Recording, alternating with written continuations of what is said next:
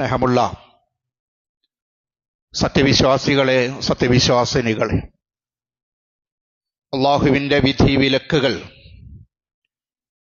ജീവിതത്തിൻ്റെ നാനാ മേഖലകളിലും കഴിവിൻ്റെ പരമാവധി സൂക്ഷിച്ച് പാലിച്ച് മുഅ്മിനുകളും മുവഹ്ഹിദുകളും മുത്തഖികളുമായി ജീവിച്ച് മരിക്കാൻ പരിശ്രമിക്കണേ എന്ന് എന്നെയും നിങ്ങൾ ഓരോരുത്തരെയും ഓർമ്മപ്പെടുത്തുകയാണ്, വസിയ്യത്ത് ചെയ്യുകയാണ്. നമുക്കെല്ലാം അറിയാവുന്നതുപോലെ പശ്ചിമേഷ്യ അങ്ങേയറ്റം യുദ്ധ കലുഷിതമായ അന്തരീക്ഷത്തിലൂടെയാണ് കടന്നു പോയിക്കൊണ്ടിരിക്കുന്നത്. ഏതാണ്ടൊരു വർഷം മുമ്പ് ഗസയിൽ ആരംഭിച്ച കൂട്ടക്കുരുതി ഇന്നും തുടർന്നുകൊണ്ടേയിരിക്കുകയാണ്. ആയിരക്കണക്കിന് കുഞ്ഞുങ്ങളും സ്ത്രീകളും അടക്കമുള്ള സിവിലിയന്മാരായ നാട്ടിലെ സാധാരണക്കാരായ പൗരന്മാരും ആ നാട്ടിൽ കൊല്ലപ്പെട്ടുകൊണ്ടിരിക്കുമ്പോൾ ലോകത്തിന് മനസ്സ് വേദനിക്കുന്നുണ്ട് എങ്കിലും അത് തുറന്നു പറയാൻ ലോകരാഷ്ട്രങ്ങൾ മടിക്കുന്ന ഒരു ചുറ്റുപാടാണ്. ഇന്നും അത് തുടർന്നുകൊണ്ടിരിക്കുന്നു. അതിൻ്റെ അലയൊലികൾ മറ്റ് രാജ്യങ്ങളിലേക്കും വ്യാപിച്ചു കൊണ്ടിരിക്കുന്നു. രാഷ്ട്രത്തലവന്മാരെയും നേതാക്കളെയുമെല്ലാം കൊന്നൊടുക്കുന്നു. ഇറാന്റെ പ്രസിഡന്റ്, അദ്ദേഹത്തെയും കൊലപ്പെടുത്തിയതാണ് എന്നാണ് രഹസ്യമായി പറയപ്പെടുന്നത്. ഇറാന്റെ ആണവ ശാസ്ത്രജ്ഞൻ, സീനിയർ കമാൻഡർ, അതേപോലെ തന്നെ ഹമാസിന്റെ ഏറ്റവും വലിയ നേതാവ് ഇസ്മായിൽ ഹനിയ, ലബനാനിൽ യുദ്ധം നയിക്കുന്ന ഹിസ്ബുള്ളയുടെ കമാൻഡർ അടക്കമുള്ള ആളുകളെയെല്ലാം തെരഞ്ഞു പിടിച്ച് കൊലപ്പെടുത്തുകയാണ്.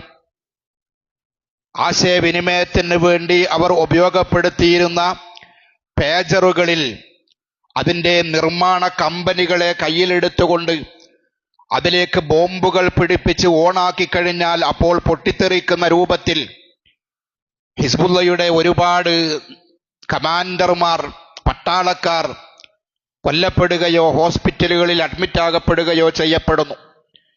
ഇങ്ങനെ എല്ലാ നിലക്കും ഉണ്ടാകുമ്പോൾ മറ്റൊരു ഭാഗത്ത് മുസ്ലിം രാജ്യങ്ങളെ തെരഞ്ഞു പിടിച്ചുകൊണ്ട് ഇല്ലാതാക്കുന്ന രൂപത്തിലേക്കുള്ള പ്രവർത്തനങ്ങളും നമ്മൾ കൊണ്ടുകൊണ്ടിരിക്കുന്നുണ്ട്.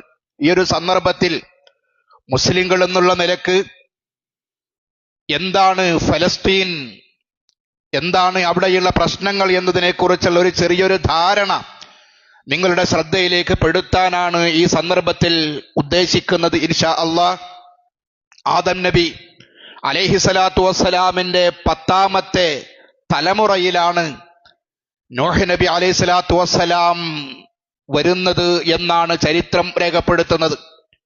നോഹ് നബി അലൈഹിസ്സലാത്തു വസ്സലാമിന് 4 ആൺമക്കളുണ്ടായിരുന്നു. ആ ആൺമക്കളിൽ ഒരാളാണ് കൻആൻ. നമുക്കറിയാം, പ്രളയത്തിൽ മുങ്ങിമരിച്ച, അള്ളാഹുവിലുള്ള വിശ്വാസം ഒരിക്കലും അംഗീകരിക്കാൻ സന്നദ്ധനല്ല എന്ന് പറയുകയും എന്റെ മകനാണല്ലോ ഒന്ന് രക്ഷപ്പെടുത്തിക്കൊള്ളട്ടെ എന്ന് അദ്ദേഹം പറഞ്ഞപ്പോൾ അവൻ മകനല്ല എന്ന് വിശുദ്ധ ഖുർആൻ നൂഹ് അലൈഹിസ്സലാത്തു വസ്സലാമിനോട് പറഞ്ഞ മകനാണ് കൻആൻ, കൊല്ലപ്പെട്ടു. മറ്റുള്ള 3 മക്കളിൽ സാം എന്ന് പറയുന്നൊരു മകനുണ്ടായിരുന്നു. അദ്ദേഹത്തിനും കൻആൻ എന്ന് പറയുന്ന ഒരു കുഞ്ഞുണ്ടായിരുന്നു. നൂഹ് നബി അലൈഹിസ്സലാത്തു വസ്സലാമിന് മകനായും പേരമകനായും കൻആൻ എന്ന് പറയുന്ന പേരുണ്ടായിരുന്നു എന്നാണ് നമുക്ക് ചരിത്രത്തിൽ നിന്നും മനസ്സിലാക്കാൻ കഴിയുന്നത്. ഈ സാം എന്ന് പറയുന്ന മകന്റെ മകൻ അദ്ദേഹം താമസിച്ചത് ഫലസ്തീനിലായിരുന്നു എന്ന് ചരിത്രം രേഖപ്പെടുത്തുന്നുണ്ട്. അവിടെയാണ് ഇസ്ലാമും ഫലസ്തീനും തമ്മിലുള്ള ബന്ധം തുടങ്ങുന്നത് ചരിത്രപരമായിട്ട്. അവിടുന്ന് അങ്ങോട്ടുള്ള ചരിത്രം പരിശോധിച്ചാൽ തീയിലേക്ക് എറിയപ്പെട്ട ഇബ്രാഹിം അലൈഹിസ്സലാത്തു വസ്സലാം അവിടുന്ന് അള്ളാഹു രക്ഷപ്പെടുത്തി. അദ്ദേഹത്തെ രക്ഷപ്പെടുത്തിയത് ഫലസ്തീനിലേക്കായിരുന്നു എന്ന് വിശുദ്ധ ഖുർആൻ പഠിപ്പിക്കുന്നുണ്ട്. അതേപോലെ തന്നെ ലൂത്ത് നബിയെയും വനജ്ജയ്നാഹു ഇബ്രാഹിം നബിയെയും വലൂത്തൻ ലൂത്തിനെയും ഇലൽ അർദില്ലത്തി ബറക്നാ ഫീഹാ ലിൽ ആലമീൻ, ലോകർക്ക് ബർക്കത്തുണ്ടാക്കപ്പെട്ട ഒരു പ്രദേശത്തേക്ക് അള്ളാഹു അവരെ രക്ഷപ്പെടുത്തി എന്ന് വിശുദ്ധ ഖുർആൻ പറഞ്ഞത്. ഇബ്രാഹിം നബി അലൈഹി സ്വലാത്തു വസ്സലാമിനെയും ലൂത്ത് അലൈഹി സ്വലാത്തു വസ്സലാമിനെയും അള്ളാഹു രക്ഷപ്പെടുത്തി എന്ന് പറഞ്ഞത് ഫിലസ്തീനിലേക്കായിരുന്നു. അതുപോലെ സുലൈമാൻ നബി അലൈഹി സ്വലാത്തു വസ്സലാം, ദാവൂദ് അലൈഹി സ്വലാത്തു വസ്സലാം അവരുടെ അധികാര പരിധികളിൽ ഫലസ്തീനുമുണ്ടായിരുന്നു എന്ന് കാണാം. യാക്കൂബ് നബി അലൈഹി സ്വലാത്തു വസ്സലാമും അദ്ദേഹത്തിന്റെ കുടുംബവും ജനിച്ചതും വളർന്നതുമെല്ലാം ഫലസ്തീനിലായിരുന്നു. പിന്നീട് യൂസുഫ് അലൈഹി സ്വലാത്തു വസ്സലാം അദ്ദേഹം മിസ്രിലെ ഭക്ഷ്യവകുപ്പ് കൈകാര്യം ചെയ്യുന്ന മന്ത്രിയായി നിയമിതനായി. ആ ചരിത്രം വിശുദ്ധ ഖുർആൻ വിവരിക്കുന്നുണ്ടല്ലോ. അവസാനമായിട്ട് ആ യാക്കൂബ് നബി അലൈഹി സ്വലാത്തു വസ്സലാമും അദ്ദേഹത്തിന്റെ കുടുംബവും ഏതാണ്ട് 70ഓളം വരുന്ന ആളുകളും ആ സമയത്താണ് ഫിലസ്തീനിൽ നിന്നും മിസ്രിലേക്ക് കുടിയേറി പാർക്കുന്നത്. പിന്നീട് 4 നൂറ്റാണ്ടോളം 400 വർഷത്തോളം കാലം അവർ ജീവിച്ചിരുന്നത് മിസ്രിലായിരുന്നു എന്ന് ചരിത്രം പഠിപ്പിക്കുന്നുണ്ട്. അതിനുശേഷം വീണ്ടും ഫലസ്തീനിലേക്ക് 400 വർഷങ്ങൾക്ക് ശേഷമാണ് യാക്കൂബ് നബി അലൈഹി സ്വലാത്തു വസ്സലാമിന്റെ യൂസുഫ് അലൈഹി സ്വലാത്തു വസ്സലാമിന്റെ കുടുംബം തിരിച്ച് ഫലസ്തീനിലേക്ക് വരുന്നത്. അതുപോലെ മൂസാ നബി അലൈഹി സ്വലാത്തു വസ്സലാമിന്റെ ചരിത്രം പറയുന്നിടത്തും അദ്ദേഹത്തിന്റെ കാലശേഷവും അദ്ദേഹത്തിന്റെ ജനതയെ അള്ളാഹു ഫലസ്തീനിലാണ് താമസിപ്പിച്ചത് എന്ന് വിശുദ്ധ ഖുർആൻ പഠിപ്പിക്കുന്നുണ്ട്. മറിയം അലൈഹി സ്വലാത്തു വസ്സലാമിന്റെ ചരിത്രം, അവരെ നേർച്ചയാക്കിയത് ഫിലസ്തീനിലെ അഖ്സ മസ്ജിദിലേക്കായിരുന്നു. അതിന്റെ മിഹ്റാബിന്റെ സമീപത്തായി കൊണ്ട് മറിയം ബീവിക്ക് പ്രത്യേകമായ ഒരു റൂമുണ്ടായിരുന്നു. അവിടെ അവർക്ക് ഭക്ഷണം ലഭിച്ചിരുന്നു. അള്ളാഹു പ്രത്യേകമായ അനുഗ്രഹത്താൽ മസ്ജിദുൽ അഖ്സായുടെ ഉള്ളിൽ മിഹ്റാബിന്റെ സമീപത്ത് അവർ താമസിക്കുന്ന റൂമിൽ അള്ളാഹു പ്രത്യേകമായി ഭക്ഷണം നൽകിയിരുന്നു എന്ന് വിശുദ്ധ ഖുർആൻ പഠിപ്പിക്കുന്നുണ്ട്. അങ്ങനെ അതേപോലെ തന്നെ ആ സന്ദർഭത്തിൽ തന്നെയാണ് അവരുടെ സംരക്ഷണം ഉണ്ടായിരുന്നത് സക്കരിയ നബി അലൈഹി സ്വലാത്തു വസ്സലാമിനായിരുന്നു. സക്കരിയ അലൈഹി സ്വലാത്തു വസ്സലാമും താമസിച്ചിരുന്നത് മസ്ജിദുൽ അഖ്സായിൽ തന്നെയായിരുന്നു. അദ്ദേഹം നടത്തുന്ന ഒരു പ്രാർത്ഥനയുണ്ടല്ലോ കുഞ്ഞുങ്ങളില്ലാത്തതിന്റെ പേരിൽ, ഇദ്നാദാ റബ്ബഹു നിദാഅൻ ഖഫിയ്യ ഖാല റബ്ബി ഇന്നി വഹനൽ അദ്മു മിന്നി വസ്തഅല അർ-റഅസു ശൈബ വലം അകും ബിദുആഇക റബ്ബിക ശഖിയ്യ. അദ്ദേഹം നടത്തുന്ന ദുആ വിശുദ്ധ ഖുർആൻ പഠിപ്പിക്കുന്നുണ്ട്. ആ പ്രാർത്ഥന അദ്ദേഹം നടത്തുന്നു. എന്റെ മുടികൾ നുരുമ്പിച്ചു പോയിരിക്കുന്നു, വെളുത്തു പോയിരിക്കുന്നു, എന്റെ എല്ലുകൾ നുരുമ്പിച്ചു പോയിരിക്കുന്നു എന്ന് പറഞ്ഞാൽ എനിക്ക് പ്രായമായിരിക്കുന്നു, അല്ലാഹുവേ എനിക്കൊരു സ്വാലിഹായ മകനെ തരണമെന്ന് അദ്ദേഹം ദുആ ചെയ്തത്, പ്രാർത്ഥിച്ചത് മസ്ജിദുൽ അഖ്സായുടെ മിഹ്റാബിൽ ഇരുന്നു കൊണ്ടായിരുന്നു. അവിടെ വെച്ച് തന്നെയാണ് അള്ളാഹു അദ്ദേഹത്തിന് ജവാബ് കൊടുക്കുന്നത്. യാ സക്കരിയ ഇന്നാ നുബശ്ശിറുക ബിഗുലാമിൻ ഇസ്മുഹു യഹ്യ, യഹ്യ എന്ന പേരുള്ള ഒരു കുഞ്ഞിനെ കുറിച്ചിതാ താങ്കൾക്ക് സന്തോഷ വാർത്ത അറിയിക്കുന്നു എന്ന് അള്ളാഹു ജവാബ് കൊടുത്തതും മസ്ജിദുൽ അഖ്സായുടെ മിഹ്റാബിൽ വെച്ചുകൊണ്ടായിരുന്നു. എന്നിങ്ങനെ ചരിത്രപരമായിട്ട് നൂഹ് അലൈഹി സ്വലാത്തു വസ്സലാമിന്റെ ചരിത്ര കാലഘട്ടം മുതൽ മസ്ജിദുൽ അഖ്സായും ഫിലസ്തീനുമായി മുസ്ലിങ്ങൾക്ക് അഭേദ്യമായ ബന്ധമാണ് ഉണ്ടായിരുന്നത്. മഹാനായ റസൂലുള്ളാഹി സ്വല്ലല്ലാഹു അലൈഹി വസല്ലം റസൂലുള്ളാഹിയുടെ ജീവിതത്തിലും മസ്ജിദുൽ അഖ്സായുമായി ബന്ധപ്പെട്ടുള്ള ചരിത്രങ്ങൾ ഒരുപാടുണ്ട്.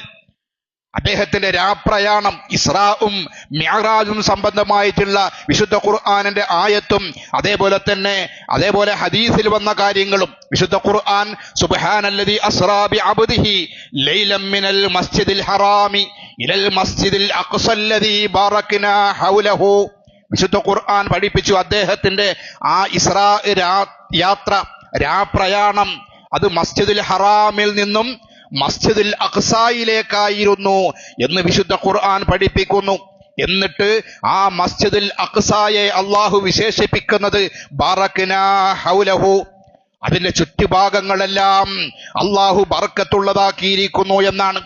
നേരത്തെ ഇബ്രാഹിം അലൈഹി സ്വലാത്തു വസ്സലാമിനെ കുറിച്ചും ലൂത്ത് അലൈഹി സ്വലാത്തു വസ്സലാമിനെ കുറിച്ചും പറയുന്നിടത്ത് അവരെ രക്ഷപ്പെടുത്തിയതും ആ പ്രദേശം ബർക്കത്തുള്ളതാക്കപ്പെട്ടിരിക്കുന്നു എന്ന് അള്ളാഹു പ്രത്യേകമായി അവിടെയും പറയുന്നുണ്ട്. അതേപോലെ നബി സല്ലല്ലാഹു അലൈഹി വസല്ലമയോട് അബൂദർ റളിയല്ലാഹു അൻഹു ചോദിക്കുന്നുണ്ട്, ഖുൽതു യാ റസൂലല്ലാഹ്, അദ്ദേഹം പറയാണ്, ഞാൻ അള്ളാഹുവിന്റെ റസൂലിനോട് ചോദിച്ചു, അള്ളാഹുവിന്റെ ദൂതരെ, അയ്യു മസ്ജിദിൻ വുളിഅ ഫിൽ അർളി അവ്വലാ, ഭൂമിയിൽ ആദ്യമായിട്ട് നിർമ്മിക്കപ്പെട്ട പള്ളി ഏതാണ് അള്ളാഹുവിന്റെ ദൂതരെ എന്ന് ചോദിച്ചപ്പോൾ ഖാല റസൂലുള്ളാഹി സ്വല്ലല്ലാഹു അലൈഹി വസല്ലം പറഞ്ഞു, അൽ മസ്ജിദുൽ ഹറാം, ലോകത്ത് ഭൂമിയിൽ ആദ്യമായി ഉണ്ടാക്കപ്പെട്ട പള്ളി മസ്ജിദുൽ ഹറാമാണ്. ഖുൽതു, ഞാൻ വീണ്ടും ചോദിച്ചു, സുമ്മ അയ്യു, അതിനുശേഷം ഉണ്ടാക്കപ്പെട്ട പള്ളി ഏതാണ്? അദ്ദേഹം പറഞ്ഞു, റസൂലുള്ളാഹി സ്വല്ലല്ലാഹു അലൈഹി വസല്ലം പറഞ്ഞു, അൽ മസ്ജിദുൽ അഖ്സാ, ഭൂമിയിൽ രണ്ടാമതായി നിർമ്മിക്കപ്പെട്ട പള്ളിയാണ്, മസ്ജിദാണ് മസ്ജിദുൽ അഖ്സാ. എന്നിട്ട് അദ്ദേഹം ചോദിക്കുന്നുണ്ട്, കം ബൈനഹുമ, ആ രണ്ട് പള്ളിയും ഉണ്ടാക്കുന്നതിന്റെ ഇടയിൽ വന്ന മസ്ജിദുൽ ഹറാമും മസ്ജിദുൽ അഖ്സായും നിർമ്മിക്കപ്പെടുന്നതിന്റെ ഇടയിലുള്ള കാലവ്യത്യാസം എത്രയാണ് എന്ന് ചോദിച്ചപ്പോൾ നബി സല്ലല്ലാഹു അലൈഹി വസല്ലം പറഞ്ഞു, 40 സന, 40 വർഷത്തിന്റെ വ്യത്യാസത്തിലാണ് ആ രണ്ട് പള്ളികൾ നിർമ്മിക്കപ്പെടുന്നത്. മസ്ജിദുൽ ഹറാം നിർമ്മിക്കപ്പെട്ട് 40 വർഷം കഴിഞ്ഞാണ് രണ്ടാമത്തെ പള്ളിയായിട്ട് മസ്ജിദുൽ അഖ്സാ ഭൂമിയിൽ പണിയപ്പെടുന്നത് എന്ന് നബി സല്ലല്ലാഹു അലൈഹി വസല്ലം പറഞ്ഞതായിട്ട് അബൂദർ റളിയല്ലാഹു അൻഹു പറയുന്നുണ്ട്. അപ്പൊ ആ നിലക്ക് ഭൂമിയിൽ നിർമ്മിക്കപ്പെട്ട രണ്ടാമത്തെ പള്ളി ഫിലസ്തീനിലാണ്, അതാണ് മസ്ജിദുൽ അഖ്സാ. അള്ളാഹു അതിനെ ബർക്കത്തുള്ള പള്ളിയാക്കിയിട്ടുണ്ട്. ആ പള്ളിയുടെ പരിസരവും അള്ളാഹു ബർക്കത്തുള്ളതാക്കിയിട്ടുണ്ട്. എന്ന് മാത്രമല്ല, പുണ്യം പ്രതീക്ഷിച്ചുകൊണ്ട് തീർത്ഥയാത്ര നടത്താൻ നബി സല്ലല്ലാഹു അലൈഹി വസല്ലം ഇസ്ലാം അനുവദിക്കുന്ന 3 പള്ളികളാണുള്ളത്. ലാ തുശദ്ദു റിഹാല ഇല്ലാ ഇലാ സലാസത്തി മസാജിദ, 3 പള്ളികളിലേക്കല്ലാതെ നിങ്ങൾ തീർത്ഥയാത്ര നടത്തരുത്, പുണ്യം പ്രതീക്ഷിച്ചുകൊണ്ട് യാത്ര പോകരുത്. അതിലൊന്ന് മസ്ജിദുൽ ഹറാം, ഒന്ന് മസ്ജിദുൽ ഹറാമാണ്. 2 മസ്ജിദുൽ അഖ്സാ, അഖ്സാ പള്ളിയാണ്. 3-മതായി മസ്ജിദി ഹാദാ, എന്റെ പള്ളിയാണ് എന്ന് നബി സല്ലല്ലാഹു അലൈഹി വസല്ലം മസ്ജിദ് നബവിയാണ് എന്ന് പറഞ്ഞു. അങ്ങനെ 3 പള്ളികളിലേക്ക് തീർത്ഥയാത്ര അനുവദിക്കപ്പെട്ട 3 പള്ളികളിൽ ഒന്ന് മസ്ജിദുൽ അഖ്സായാണ്. മസ്ജിദുൽ അഖ്സായിൽ 1 റക്അത്ത് നമസ്കരിച്ചാൽ 500 റക്അത്ത് നമസ്കരിച്ച പുണ്യമുണ്ട് എന്ന് നബി സല്ലല്ലാഹു അലൈഹി വസല്ലം പറഞ്ഞതായി ഹദീസുകളിൽ കാണാൻ കഴിയും. അള്ളാഹുവിന്റെ റസൂല് 16 മാസത്തോളം ഖിബ്ലയായിട്ട് നമസ്കാരത്തിന് തിരിഞ്ഞു നിന്നിരുന്നത് മസ്ജിദുൽ അഖ്സായിലേക്കാണ് എന്നും നമുക്ക് ഹദീസുകളിലും ചരിത്ര ഗ്രന്ഥങ്ങളിലും കാണാൻ കഴിയും. അങ്ങനെ ഇസ്ലാമുമായിട്ട് മുസ്ലിങ്ങളുമായിട്ട് അഭേദ്യമായ ഹൃദയബന്ധമുള്ള ഒരു പ്രദേശമാണ്, ഒരു നാടാണ് ഫിലിസ്തീൻ. അങ്ങനെ ബന്ധമുള്ള ഒരു മസ്ജിദാണ് മസ്ജിദുൽ അഖ്സാ എന്ന് നമുക്ക് മനസ്സിലാക്കാൻ കഴിയും. അത് പിന്നീട് ഇങ്ങനെ ക്രൈസ്തവര് കൈകാര്യം ചെയ്തു വന്നിരുന്നതാണ്. ക്രൈസ്തവന്മാര് കൈകാര്യം ചെയ്യുന്ന ആ പള്ളി ഉമർ ഇബ്നുൽ ഖത്താബ് റളിയല്ലാഹു അൻഹു അദ്ദേഹം ഖലീഫയാവുന്ന കാലത്ത് അന്ന് മസ്ജിദുൽ അഖ്സാ കൈകാര്യം ചെയ്തിരുന്ന അതിന്റെ താക്കോൽ സൂക്ഷിപ്പുകാരനായിരുന്ന മെത്രാൻ അദ്ദേഹം ആവശ്യപ്പെട്ടു, ഉമർ നേരിട്ട് വന്ന് ആ താക്കോല് കൈപ്പറ്റണമെന്ന് ആവശ്യപ്പെടുകയാണ്. അങ്ങനെ ഉമർ ഫാറൂഖ് റളിയല്ലാഹു അൻഹു അവിടത്തേക്ക് പോകുന്ന രംഗമെല്ലാം ചരിത്രം വിശദീകരിക്കുന്നുണ്ട്. കീറിപ്പറഞ്ഞ ഒരു ഡ്രസ് ഇട്ടിട്ട് അദ്ദേഹം പോകുമ്പോ ഒരു ഖലീഫയാണ് എന്ന് പോലും തിരിച്ചറിയാൻ, വിശ്വസിക്കാൻ പറ്റാത്ത രൂപത്തിൽ അദ്ദേഹത്തോടുള്ള ബഹുമാനാദരവുകൾ അന്ന് മെത്രാൻ പ്രകടിപ്പിച്ചു എന്നാണ്. ആ താക്കോല് കൈമാറുമ്പോ 2-3 കാര്യങ്ങളാണ് അദ്ദേഹം ആ മെത്രാൻ വസിയത്തായിട്ട് പറഞ്ഞത്. ആ വസിയത്ത് പറഞ്ഞ കൂട്ടത്തിൽ അദ്ദേഹം പറഞ്ഞത്, ജൂതന്മാരെ ഇവിടെ നിങ്ങൾ താമസിപ്പിക്കരുത് എന്നാണ്. ജൂതന്മാരെ നിങ്ങൾ താമസിപ്പിക്കരുത് എന്നുള്ള ഒരു കണ്ടീഷനും പറഞ്ഞുകൊണ്ടാണ് ഉമർ റളിയല്ലാഹു അൻഹുവിന് ആ താക്കോല് കൈമാറുന്നത്. അപ്പൊ ജൂതന്മാർ എത്രത്തോളം ക്രൂരന്മാരാണ് എന്ന് ആ കാലഘട്ടത്തിൽ ഉണ്ടായിരുന്ന ക്രൈസ്തവന്മാർ പോലും മനസ്സിലാക്കിയിരുന്നു എന്നാണ് നമുക്കിതിൽ നിന്നും മനസ്സിലാക്കാൻ കഴിയുന്നത്. അങ്ങനെ പിന്നീട് 5 നൂറ്റാണ്ട് കാലത്തോളം മുസ്ലിമീങ്ങൾ നിർഭയമായി ഇബാദത്ത് നടത്തി വന്നിരുന്ന ഒന്നായിരുന്നു മസ്ജിദുൽ അഖ്സ. 500 വർഷത്തോളം ഏതാണ്ട് കഴിഞ്ഞ സമയത്താണ് ക്രൈസ്തവ പുരോഹിതന്മാർക്ക് അത് വീണ്ടും കിട്ടിയാൽ കൊള്ളാം എന്ന ഒരു ചിന്ത വരുന്നത്. അങ്ങനെ ക്ലിയർ മൗണ്ടിലെ കുർബാനയിൽ പങ്കെടുക്കുന്ന സമയത്താണ് മാർപ്പാപ്പ ഓർബാൻ 2 അദ്ദേഹം ഒരു ആഹ്വാനം ചെയ്തു. അദ്ദേഹം പറഞ്ഞു, ഖുദ്സ് പിടിച്ചടക്കുന്ന ആളുകൾക്ക് പാപമോചനമുണ്ട്, അവർക്ക് സ്വർഗമുണ്ട്, അതിന് ഞാൻ നിങ്ങളോടൊപ്പമുണ്ടാകും എന്ന്. മാർപ്പാപ്പമാര് പറഞ്ഞാൽ അതിനപ്പുറത്തൊന്നില്ല. മാർപ്പാപ്പ സ്വർഗമുണ്ട് എന്ന് പറഞ്ഞാൽ അതങ്ങനെയുണ്ട് എന്ന് വിശ്വസിക്കുന്നവരാണ്. മാർപ്പാപ്പ പാപമോചനം കിട്ടിയിരിക്കുന്നു എന്ന് പറഞ്ഞാൽ അത് വിശ്വസിക്കുന്ന ആളുകളാണ്. ആ നിലയ്ക്ക് അദ്ദേഹത്തിന്റെ ആഹ്വാനം അവർ സ്വീകരിച്ചു. 1099 അവിടെ മുസ്ലിങ്ങളെ കൂട്ടക്കൊല ചെയ്തു. 70,000-ഓളം മുസ്ലിങ്ങളാണ് അവിടെ ഷഹീദായത്. ബാറക്കിന ഹൗലഹു എന്ന് അള്ളാഹു വിശേഷിപ്പിച്ച ആ പ്രദേശത്ത്, ആ ഖുദ്സിന്റെ ചുറ്റുഭാഗങ്ങളിലെല്ലാം രക്തം തളം കെട്ടി നിന്നു എന്നാണ്. അത് പിടിച്ചെടുക്കാൻ വേണ്ടി ഓടുന്ന ശത്രു സൈന്യം, അവരുടെ കുതിരകൾ മുസ്ലിങ്ങളുടെ രക്തത്തിൽ തെന്നി വീണിരുന്നു എന്ന് പോലും ചരിത്രം രേഖപ്പെടുത്തുമാറ് മുസ്ലിമീങ്ങളെ കൂട്ടക്കൊല ചെയ്തുകൊണ്ടാണ് പള്ളി പിന്നീട് അവർ പിടിച്ചെടുക്കുന്നത്. അതിനുശേഷം 80 വർഷത്തോളം ക്രൈസ്തവരുടെ കയ്യിലായിരുന്നു മസ്ജിദുൽ അഖ്സ. 1179 സുൽത്താൻ സലാഹുദ്ദീൻ അയ്യൂബി അദ്ദേഹം രംഗപ്രവേശം ചെയ്തു. അദ്ദേഹം നേരെ ഖുദ്സ് പിടിച്ചെടുക്കാനൊന്നും പോയില്ല. അദ്ദേഹം ആളുകളെ ഖുർആനും സുന്നത്തും പഠിപ്പിച്ചു. അദ്ദേഹം തൗഹീദ് എന്താണ് എന്ന് ആളുകളെ പഠിപ്പിച്ചു. അദ്ദേഹം തസ്കിയത്ത് നടത്തി, ആളുകളെ സംസ്കരിച്ചെടുത്തു. അങ്ങനെ തൗഹീദ് അംഗീകരിക്കുന്ന ആളുകളായിട്ട് ആ സമൂഹത്തെ 6 വർഷക്കാലം അദ്ദേഹം അവരെ മാറ്റിയെടുത്തതിന് ശേഷം ഒരു തുള്ളി രക്തം പോലും വീഴാതെ രക്തരഹിത വിപ്ലവത്തിലൂടെയാണ് വീണ്ടും അദ്ദേഹം ഖുദ്സ് മുസ്ലിമീങ്ങൾക്ക് അധീനപ്പെടുത്തുന്നത്. 70,000 മുസ്ലിമീങ്ങളുടെ രക്തം ചിന്തിക്കൊണ്ട് കയ്യിൽ നിന്ന് പോയ മസ്ജിദുൽ അഖ്സ ഒരു തുള്ളി രക്തം പോലും ചിന്താതെയാണ് സലാഹുദ്ദീൻ അയ്യൂബി അത് വീണ്ടും അധീനപ്പെടുത്തുന്നത്. അദ്ദേഹം ഒരു വെള്ളിയാഴ്ച ദിവസമാണ്, റജബ് മാസം 27 എൻ്റെ ഓർമ്മ. ആ വെള്ളിയാഴ്ച ദിവസം ജുമുഅക്ക് മുമ്പായിക്കൊണ്ട് അദ്ദേഹം മസ്ജിദുൽ അഖ്സായിലേക്ക് പ്രവേശിച്ചു. അദ്ദേഹം അവിടെ ശുക്റിന്റെ സുജൂദ് ചെയ്ത് കരഞ്ഞു. അതിനുശേഷമാണ് അവിടെ ജുമുഅ നടക്കുന്നത്. പിന്നീട് 800 വർഷത്തോളം 8 നൂറ്റാണ്ടുകാലം മുസ്ലിമീങ്ങൾ അവിടെ ഇബാദത്ത് ചെയ്തു. 1917 വരെയും മുസ്ലിങ്ങൾ നിർഭയമായി ഖുദ്സിൽ മസ്ജിദുൽ അഖ്സായിൽ സുജൂദ് ചെയ്തു, അവിടെ നമസ്കരിച്ചു. നമസ്കരിക്കാൻ മേലെ ഇരിക്കാൻ സൗകര്യമുണ്ട്, അങ്ങോട്ട് കയറി പോകുക. ഉള്ളിലുള്ള ആളുകൾ ഒന്ന് മുന്നോട്ട് കയറി ഇരുന്ന് സ്വഫുകൾ പൂർത്തിയാക്കി ഇരിക്കുക. 1917 വരെ മുസ്ലിമീങ്ങളുടെ കയ്യിലായിരുന്നു. അതിനിടയ്ക്ക് ഒരു പിന്നോട്ടൊന്നുകൂടി പോയാൽ 1897 തിയോഡർ ഹെൽസർ എന്ന് പറയുന്ന ഒരു പത്രപ്രവർത്തകൻ, അദ്ദേഹമാണ് വേൾഡ് സയനിസ്റ്റ് ഓർഗനൈസേഷൻ എന്ന പേരിൽ ഒരു സംഘടനയുണ്ടാക്കുന്നത്. ഈ വിഭാഗത്തിന്, ജൂത വിഭാഗങ്ങൾക്ക് വേണ്ടി അദ്ദേഹം മുന്നോട്ട് വെച്ചൊരു മുദ്രാവാക്യം, a land without a people for a people without a land. ദേശമില്ലാത്ത ജനതയ്ക്ക് ജനതയില്ലാത്ത ഒരു ദേശം എന്നുള്ള ഒരു മുദ്രാവാക്യം ഉയർത്തിക്കൊണ്ടാണ് സയനിസ്റ്റ് ഓർഗനൈസേഷൻ അദ്ദേഹം രൂപം നൽകുന്നത്. അന്ന് തിയോൾഡർ പറഞ്ഞത്, നൈൽ നദി മുതൽ യൂഫ്രട്ടീസ് വരെയുള്ള മക്കയും മദീനയും ഉൾപ്പെടുന്ന പ്രദേശങ്ങൾ ഞങ്ങൾക്ക് ജൂതരാഷ്ട്രമായിട്ട് ലഭിക്കണം എന്നാണ് അയാൾ മുന്നോട്ട് വെച്ചിരുന്ന ആവശ്യം. അതിനും 2 വർഷം മുമ്പ് 1895 ജൂതരാഷ്ട്രം എന്ന പേരിൽ തിയോൾഡർ ഒരു പുസ്തകം തന്നെ പ്രസിദ്ധീകരിച്ചിരുന്നു. അദ്ദേഹത്തിന്റെ പുസ്തകത്തെ ജൂത റബ്ബിമാരും സാധാരണക്കാരായ ജൂത പ്രവർത്തകരുമെല്ലാം പരിഹാസത്തോടു കൂടിയാണ് കണ്ടത്. അങ്ങനെ ഒരു ജൂതരാഷ്ട്രം ലോകത്ത് സംഭവിക്കുകയില്ല എന്നായിരുന്നു അവരുടെ റബ്ബിമാർ പോലും വിശ്വസിച്ചിരുന്നത്. പക്ഷേ 2 വർഷം കഴിയുമ്പോഴേക്ക് ആ പുസ്തകത്തിന്റെ പ്രതിഫലനം എന്ന രൂപത്തിൽ അദ്ദേഹത്തിന് ലോക സയനിസ്റ്റ് സംഘടന രൂപീകരിക്കാൻ വരെ സാധിച്ചു എന്നുള്ളതായിരുന്നു. ആ സന്ദർഭത്തിൽ ആദ്യം അദ്ദേഹം മുന്നോട്ട് വെച്ചത് അർജന്റീന എന്ന് പറയുന്ന രാജ്യം ഞങ്ങൾക്ക് ജൂതരാഷ്ട്രമായി കിട്ടണമെന്നായിരുന്നു.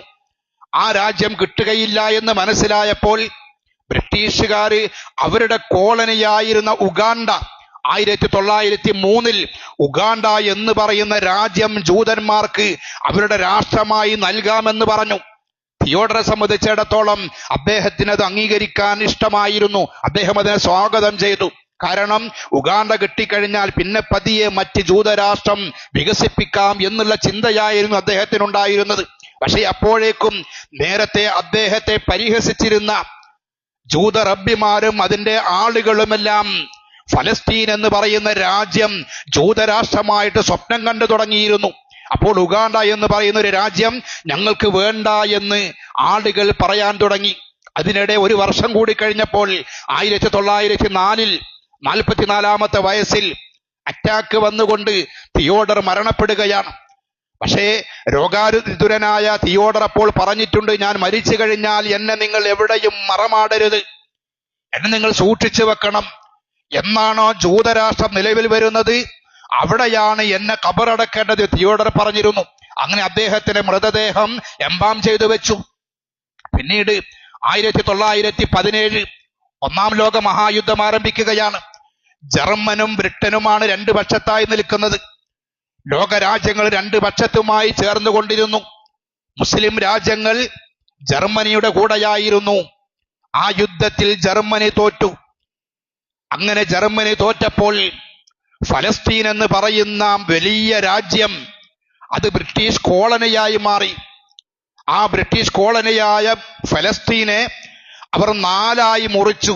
ഒന്ന് ജോർദാൻ, ഒന്ന് സിറിയ, ഒന്ന് ലബനാൻ, ഒന്ന് ഫലസ്തീൻ. 4 രാജ്യങ്ങളാക്കി. നമ്മുടെ രാജ്യത്ത് ഇന്ത്യയിൽ സ്വാതന്ത്ര്യ സമരം വേണമെന്ന് ആവശ്യപ്പെട്ട സന്ദർഭത്തിൽ ആ സ്വാതന്ത്ര്യം നൽകേണ്ടി വരും എന്ന് തോന്നിയപ്പോൾ ഇന്ത്യയെ 2ആയിട്ടങ്ങ് മുറിച്ചു. ഒന്ന് പാകിസ്ഥാനും ഒന്ന് ഇന്ത്യയുമായി നിലനിന്നു. അപ്പോൾ ലോകമുള്ള കാലം വരെയും ഇന്ത്യയും പാകിസ്ഥാനും തമ്മിൽ ശത്രുതയുണ്ടാകും. അതേപോലെ തന്നെ ബ്രിട്ടീഷുകാർ ചെയ്തതാണ്. ഫലസ്തീനെ കോളനിയായി മാറിയപ്പോൾ 4 രാഷ്ട്രങ്ങളാക്കി. പലപ്പോഴും നമ്മൾ ആലോചിക്കാറുണ്ട്, ഫലസ്തീനുമായി പ്രശ്നം വരുമ്പോൾ ജോർദാൻ ഇടപെടുന്നുണ്ട്, സിറിയ ഇടപെടുന്നുണ്ട്, ലബനാൻ ഇടപെടുന്നുണ്ട്, എന്താണ് കാര്യം എന്ന്. ഇതൊരു രാജ്യമായിരുന്നു. ആ രാജ്യത്തെ വെട്ടിമുറിക്കുകയായിരുന്നു. 1939 രണ്ടാം ലോക മഹായുദ്ധം ആരംഭിച്ചു. ആ യുദ്ധത്തിന്റെ അനന്തര ഫലമായിട്ട് 1945 ഐക്യരാഷ്ട്രസഭ നിലവിൽ വന്നു. ഐക്യരാഷ്ട്രസഭ നിലവിൽ വന്നതിന് ശേഷം ഐക്യരാഷ്ട്രസഭ ഫലസ്തീനെ 3ആയിട്ട് വിഭജിച്ചു. 4ആയിട്ട് വിഭജിച്ചതിലുള്ള ഫലസ്തീൻ എന്ന് പറയുന്ന കൊച്ചു രാജ്യത്തെ ഐക്യരാഷ്ട്രസഭ 3ആയി തുണ്ടമാക്കി. അതിൽ ഒന്ന് ഫലസ്തീൻ, അത് മുസ്ലിമീങ്ങൾക്ക് നൽകി. 2ാമത് ഇസ്രായേൽ, അത് ജൂതന്മാർക്ക് നൽകി. 3ാമതൊരു ഭാഗം ഐക്യരാഷ്ട്രസഭ കയ്യിൽ വെച്ചു. 2-3 വർഷം കൂടെ കഴിഞ്ഞു. 1948 മെയ് 14 വൈകുന്നേരം 4:06 സമയമാണ്. തെൽ അവീവിൽ വെച്ചുകൊണ്ട് ഫലസ്തീൻ മണ്ണ് ജൂതരാഷ്ട്രമായിട്ട് പ്രഖ്യാപിക്കുകയാണ്. ജൂതന്മാർക്ക് മുസ്ലിമീങ്ങൾ കൈവശം വെക്കുന്ന ഇസ്ലാമിന്റെ ചരിത്രം ഉറങ്ങാത്ത മണ്ണ്, ആ മണ്ണ് ജൂതന്മാർക്ക് നൽകുന്നത് 1948 മെയ് 14 അന്ന് അമേരിക്കയും റഷ്യയുമാണ് അവർക്ക് പിന്തുണ നൽകിയത്. ഇന്ന് റഷ്യ ഇസ്രായേലിനെതിരാണ്, അമേരിക്കക്കെതിരാണ്. അത് ചരിത്രത്തിന്റെ മറ്റൊരു ഭാഗമാണ്. തിയോഡർ എന്ന് പറയുന്ന ജൂതരാഷ്ട്രം സ്വപ്നം കാണുകയും അതിനുവേണ്ടി പുസ്തകം എഴുതുകയും ലോക ഷേണിസ്റ്റ് സംഘടന ഉണ്ടാക്കുകയും ചെയ്ത അദ്ദേഹത്തിന്റെ മൃതദേഹം, എംബാം ചെയ്തു വെച്ച മൃതദേഹം ഫിലസ്തീനിൽ കൊണ്ടുവന്നു, അവിടെ ഖബറടക്കി. ഇത് ആ നാടിന്റെ ചരിത്രമാണ്. ഇവിടെയാണ് നമ്മൾക്ക് കുറച്ച് ചിന്തിക്കാനുമുള്ളത്. റസൂലുള്ളാഹി സ്വല്ലല്ലാഹു അലൈഹി വസല്ലം പറഞ്ഞിട്ടുണ്ട്, ലാ തഖൂമു സ്സാഅതു ഹത്താ യുഖാതിലുൽ മുസ്ലിമൂനൽ യഹൂദ്. ലോകാവസാനം സംഭവിക്കുകയില്ല ജൂതന്മാരും മുസ്ലിമീങ്ങളും തമ്മിലുള്ള ഒരു യുദ്ധം വരുന്നത് വരെ. വയഖൂലുൽ ഹജറു വശജർ, അന്ന് കല്ലുകളും മരങ്ങളും അവരുടെ പിന്നിൽ ഒളിച്ചു നിൽക്കുന്ന ജൂതനെ കുറിച്ച് പറയും, യാ മുസ്ലിം വറാഇ യഹൂദി, മുസ്ലിമേ എന്റെ പിന്നിൽ ഇതാ ജൂതൻ ഒളിച്ചിരിക്കുന്നുണ്ട്, ഫഖ്തുൽഹു, അവനെ കൊല്ലുക എന്ന് പറയുന്ന ജൂതന്മാർക്ക് ലോകം മുഴുവനും എതിരാവുന്നൊരു കാലം ലോകത്ത് വരാനുണ്ട് എന്ന് നബി സല്ലല്ലാഹു അലൈഹി വസല്ലം നേരത്തെ പറഞ്ഞിട്ടുണ്ട്. അതുണ്ടാകുന്നത് വരെയും ലോകാവസാനം സംഭവിക്കുകയില്ല എന്നാണ്. അപ്പൊ അതിലേക്കുള്ള വഴികളാണ്, അതിലേക്ക് പോകുന്ന വഴികളാണ് നമ്മൾ ഈ കാണുന്നതെല്ലാം. മുസ്ലിമീങ്ങൾക്ക് കൈവശം വെക്കേണ്ട ഇസ്ലാമിന്റെ എല്ലാ അർത്ഥത്തിലും ഹൃദയബന്ധമുള്ള, മുസ്ലിമീങ്ങളുടെ ഖിബലയായിരുന്ന, മുസ്ലിമീങ്ങൾക്ക് തീർത്ഥാടനം ചെയ്യാൻ അവകാശമുള്ള, നൂഹ് അലൈഹിസ്സലാത്തു വസ്സലാമിന്റെ മക്കൾ മുതൽ മുസ്ലിമീങ്ങളുമായി അഭേദ്യമായ ബന്ധമുള്ളൊരു മണ്ണ്, ഒന്നുമില്ലാത്ത ആരുമല്ലാത്തൊരു പ്രദേശം അവർ ഏറ്റെടുക്കുകയാണ്. അവർക്ക് അഭയം കൊടുത്ത ആളുകളെയാണ് ഇന്നവർ കൊന്നൊടുക്കുന്നത്. കൊച്ചു കുഞ്ഞുങ്ങൾ പോലും ശ്വാസമെടുക്കാൻ പ്രയാസപ്പെടുന്ന രംഗങ്ങൾ കാണുമ്പോൾ ഏതൊരു കരളുള്ള മനുഷ്യനും കണ്ണുനീര് വരും. ആ തരത്തിലാണ് അവിടെ ചെയ്തുകൊണ്ടിരിക്കുന്നത്. അവരൊന്നൊരു തെറ്റും ചെയ്യാത്തവരാണ്. നമ്മൾ ചോദിക്കും, എന്തിനാ ഇസ്രായേലിലേക്ക് ബോംബിടാൻ പോയത് എന്ന്. അതിന്റെ മറ്റൊരു വശമുണ്ട്. എങ്കിലും മുസ്ലിമീങ്ങളെ സംബന്ധിച്ചിടത്തോളം ഒരു തെറ്റും ചെയ്യാത്ത, ഒരു കുറ്റവും ചെയ്യാത്ത ആളുകൾ സ്വന്തം രാജ്യത്തേക്ക് അധികാരം ഉപയോഗിച്ചുകൊണ്ട് കടന്നു വന്ന ഒരു സമൂഹം, അവർ അവിടെ അധികാരം നീട്ടിക്കൊണ്ടിരിക്കുകയാണ്. ആ നാടിനെ ചുറ്റുമതിൽ കെട്ടിക്കൊണ്ട് അവരെ വീർപ്പ് മുട്ടിക്കുകയാണ്. അവർക്ക് തിന്നാൻ ഭക്ഷണമില്ല, അവർക്ക് കുടിക്കാൻ വെള്ളമില്ല, അവർക്ക് മാറാൻ വസ്ത്രങ്ങളില്ല, അവർക്ക് ഇബാദത്ത് ചെയ്യാൻ ആ പള്ളിയിലേക്ക് പ്രവേശിക്കണമെങ്കിൽ ജൂതന്മാരുടെ പാസ്പോർട്ട് വേണം എന്ന അവസ്ഥയാണ്. മസ്ജിദുൽ അഖ്സായിലേക്ക് അള്ളാഹു ബർക്കത്താക്കിയ ആ പള്ളിയിലേക്ക് ഒരു മുസ്ലിമിന് കടന്ന് സുജൂദ് ചെയ്യാൻ ജൂതന്മാരുടെ പാസ് ഉണ്ടെങ്കിലേ കടക്കാൻ പറ്റുള്ളൂ എന്നൊരു സാഹചര്യമുള്ള ഒരു നാടാണത്. അള്ളാഹു ആ നാടിനെയും മുസ്ലിമീങ്ങളെയും കാത്തുരക്ഷിക്കുമാറാവട്ടെ.